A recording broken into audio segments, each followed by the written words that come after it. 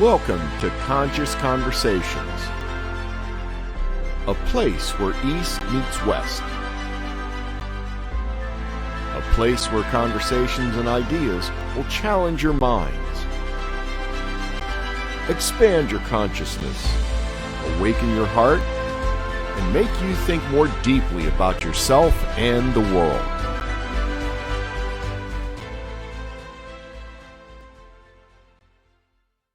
Hello, everyone, and welcome to Conscious Conversations. I'm Anthony Profeta, and I'm here with my fellow co-host, Wes Gordon. How are you doing today, Wes? I'm doing fabulous. I'm having a great time. Good, I love it. Laughter is a wonderful, wonderful thing. Best medicine, they say. Have a good week? Yes. Good. I'm happy to hear that. So you decided that maybe today we should talk about a very simple subject. Yeah, a little bitty we should converse subject on something that's, just so easy to discuss. Yeah. And that is the nature of God, which just everything. Which really would be more of a monumental subject to really talk about. It would probably take more than the half-hour show that we really have here. Right. Many scholars and wise and divinely inspired people, more wise than myself, have written thousands and thousands of pages upon this topic. But I guess really what we're doing is we're going to have a discussion on theology. And theology, that word, the Greek, I'll throw out Greek today, not Latin. Oh. Logos means the study of God, and it changes. It's actually changed its definition throughout the ages. It first started as just a reference from Plato in the writings of Plato, but then began to mean like the study or a discourse on God. Then it began to mean like in the 4th and 5th century of Christianity, it began to be the study of the Bible itself. But now today, in modern terms, it just means the study of the nature of God. But I do believe that we need to have a disclaimer for the show. And that is that, again, we've stated this once before. We're not saying that we know everything or have all the answers. And if we said we actually knew God's nature in its entirety, we'd be lying to you, because the human mind, in my opinion, and many others, can't really fathom that. And once you begin to start defining God in certain ways, you're putting God in a box. And when we begin to describe God with words are very limited. And by their definition, words limit things, and God is beyond limit. And referencing the Greek philosopher Plato in his work Timaeus, he said that God is so great that no one can either conceive of it in its mind or give utterance to it in words. And I believe that's something that you really need to understand as we go about this conversation, that we're not saying what we're saying is the answer or is the only way God can be perceived. We're just bringing up topics about its nature, its qualities, its characteristics that can give you a point of reference for your own contemplations on what God is to you. But what somebody might say, well, then, if you really can't ever say what God is, what's the point of even having a conversation about it? Right. But I believe it's helpful to contemplate and meditate what God is, because many of the mystics, the majority of the mystics, they all say that we're supposed to not try to perceive God with our mind alone. You can't get there. Right. We're supposed to begin to have an experiential experience of what this nature of it is. And that's how we come to sort of understand its nature and knowing it. It was St. Augustine who wrote in his book Confessions that you cannot love what you do not know and understand. And so I think that's why it's important to cultivate an understanding of the nature of God, because it helps us to love that essence. So maybe the first thing we could touch upon, since I sort of said you can't really fully understand it, is one, this idea that the nature of God is incomprehensible. Yep. So what would you say, why should we talk about it if we can't conceive it, if we can't understand it? Well, for me, it's being able to go back and start to understand how to tune into that presence, or that larger part of me that's actually divine. Right. And to let go of what we call the earthly man or the carnal man. Start to die daily to the parts of me that don't validate or support that divinity. And that's tricky business. But like you said, that's why meditation is so powerful. Oh, absolutely. I support you 100% Yes. on that statement. Yes. But there are some ideas that God can be perceived through creation, though, through its creation. Yes. Aspects and qualities of God itself and the nature of God can be revealed in that way.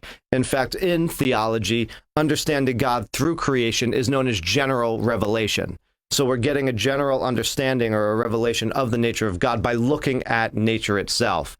And I tried to research this because I use this quote a lot, and I thought it was attributed to St. Augustine again, but I actually can't find the reference. But there is a statement that I once read in one book that said the person that is close to nature is close to God. And I believe that that is a very powerful tool to really help us to understand that the divine qualities and, aspects of this term, this label that we are calling God. You can call it anything else that you want, but in terms of religious conversations and contexts, that is the term they use. But they also believe that there is another way that we can get an understanding of God through revelation, and that is through divinely inspired words. So even though they say it's incomprehensible, they say that there are ways to get understandings about it through either looking at the outside world and the creation itself, or understanding through divinely inspired texts, which others have shared about the nature and qualities of God.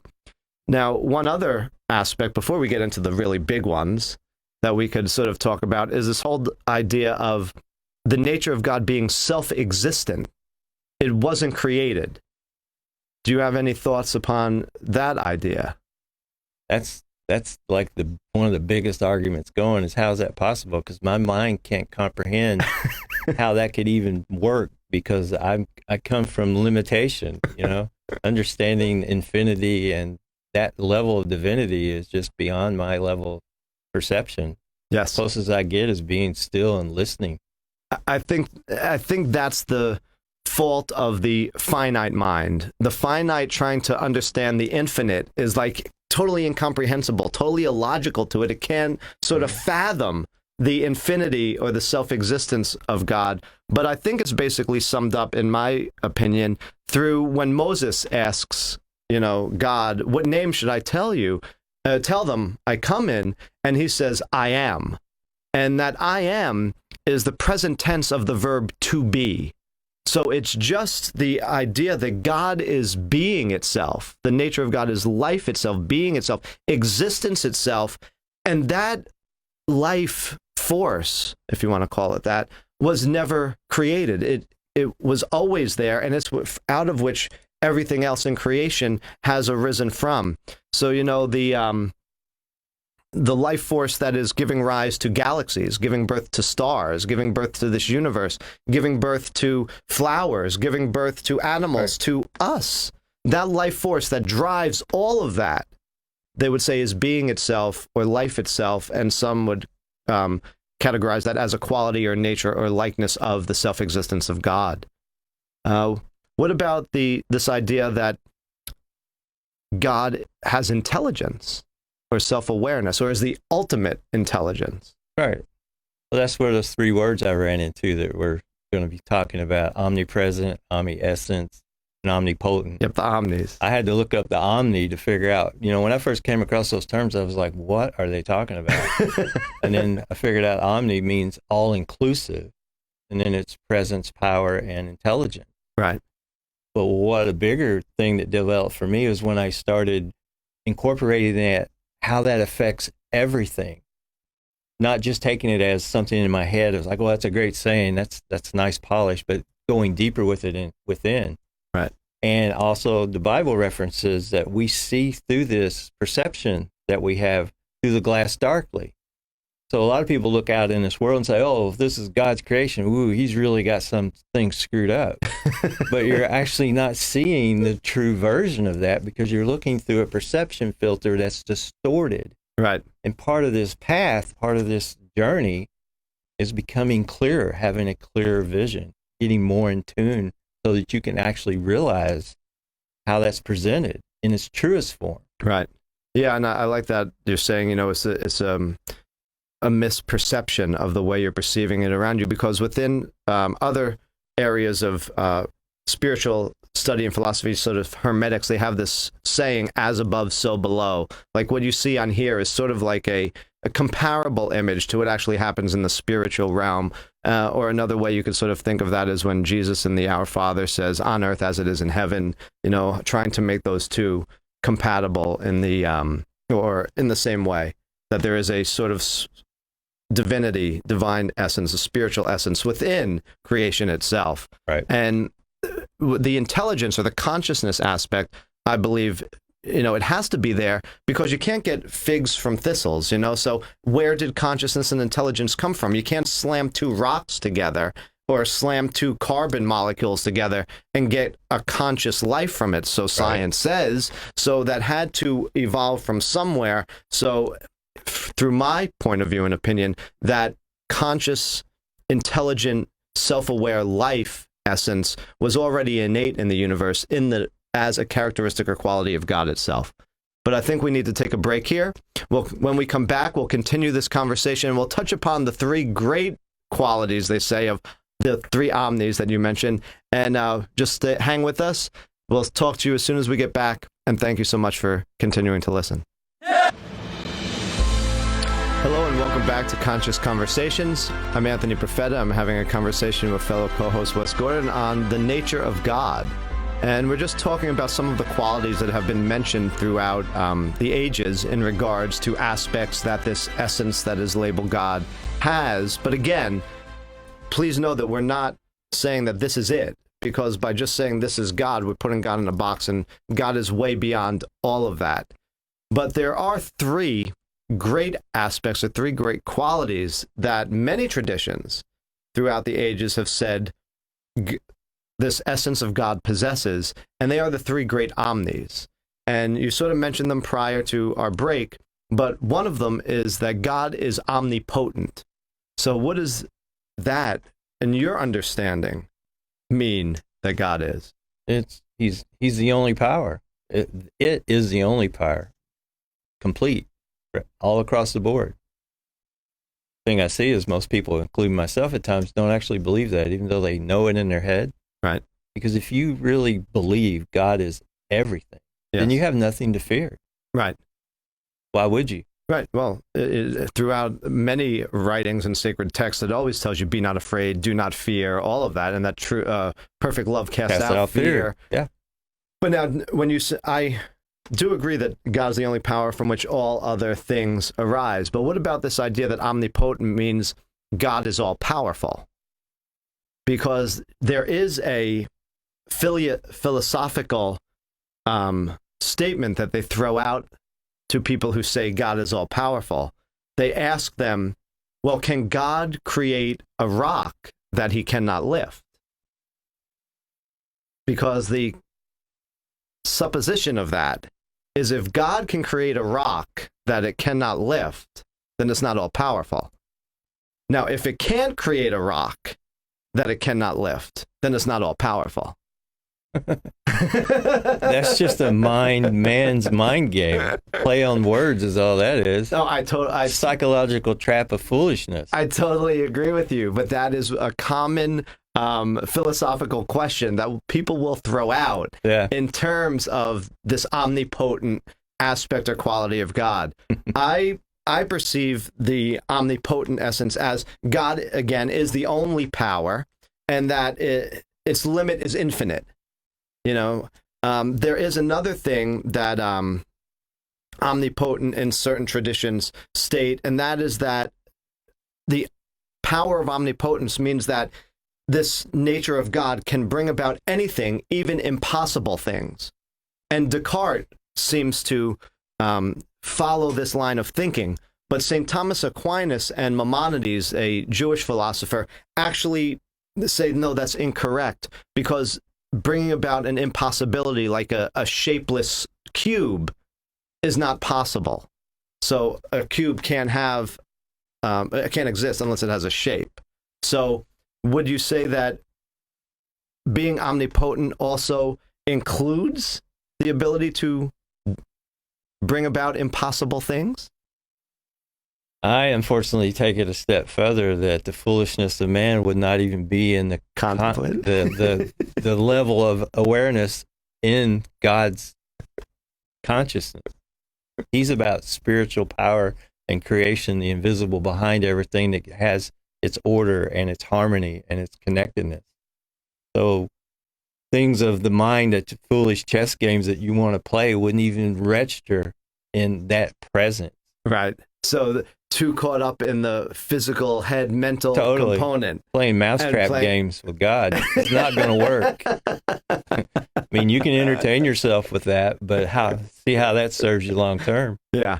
And omnipotent is also one of the reasons why, there's a term for God being the Almighty, that its power is beyond expression, beyond comprehension, Yes. which is why these mind games of that, can God create a rock that's heavier for him to live, becomes sort of like pointless, because we can't fully perceive the power that is in. You bring up an interesting point too, though. The human mind, the creature, the ego, has a definition of power that does not apply to God.